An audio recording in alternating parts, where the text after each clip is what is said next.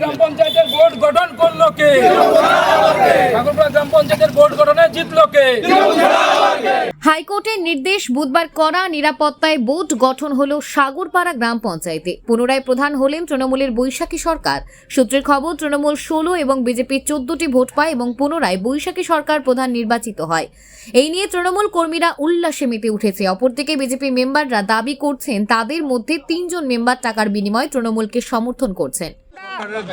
আমরা চাই এই দল সবাই মিলে একসঙ্গে থেকে আমরা এই সাগরপাড়ার এই উন্নয়ন আরও বাড়িয়ে তুলতে।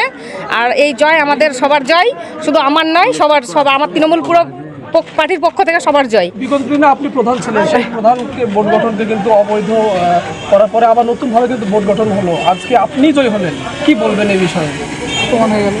এটা তো যে ওরা অবৈধ বলছিল, সেটা আমরা সাকসেস করতে পারলাম, সেই জন্য আমরা খুব খুশি। 14 আর 16 আপনাদের পক্ষে 16, তাই তো? হ্যাঁ। তাহলে কি বিজেপি থেকে কেউ সাপোর্ট দিল? হ্যাঁ, সে তো অবশ্যই। কেন দিল ওরা? কেন দিল? কেউ ভালোবেসেও দিতে পারে, কেউ কাজের ক্ষেত্রেও হয়তো দিতে পারে। আমি কি করে বলছি তাদের মনের কথা। আজকে জয় বিষয়ে আমি একটা কথা বলবো, এটা সাধারণ মানুষের জয়, মামাটি সরকারের জয়। আজকে মামাটি সরকার, তৃণমূল কংগ্রেস সরকার গোটা বাংলাতে যেভাবে একদিকে যেমন উন্নয়ন, একদিকে সাম্প্রদায়িকতার ঊর্ধ্বে যেভাবে কাজ করে চলেছে, তার জয়, তার প্রতিফলন আজকে সাগরপাড়া গ্রাম পঞ্চায়েতে আপনারা দেখতে পাচ্ছেন।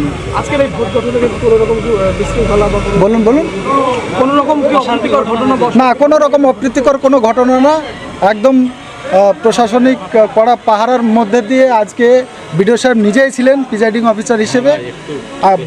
বিগত দিনে যেটা ওনারা বা বিজেপির পক্ষ থেকে যেটা বলছিলেন যে অবৈধ বোর্ড, সেটা আজকে প্রমাণ হয়ে গেল যে সেটা অবৈধ ছিল না, মানুষের সমর্থন ছিল। বিজেপি কর্মীদের দাবি তাদেরকে টাকা দিয়ে কিনে আপনারা নতুন ওরা ভুলভাল কথাবার্তা বলছেন। এখন হেরে গেছেন, এখন বিভিন্ন রকম তারা উসিলা খাড়া করবেন, বিভিন্ন রকম কারণ দেখানোর চেষ্টা করবেন। এটা কোনো যুক্তির কথা না, ওনারা বলছেন তাদের ব্যাপার। আচ্ছা, বিজেপির যে 14 জন থাকলো, তাদের মধ্যে কি ফের আগামী দিনে তারা যোগ দিতে পারে তৃণমূলে? এটা যদি আমাদের দলকে ভালোবেসে, আমাদের সরকারকে ভালোবেসে, আমাদের যে পঞ্চায়েত যে আজকে গঠন হলো, পঞ্চায়েতের কাজকে ভালোবেসে কাজের সঙ্গে যদি থাকতে চায় আসতে পারে, আমাদের দ্বার সবসময় খোলা। কেউ যদি আসতে চায় আপনারা সাদরে গ্রহণ? আমরা একদম সাদরে গ্রহণ। ব্যুরো রিপোর্ট, চেতনা নিউজ।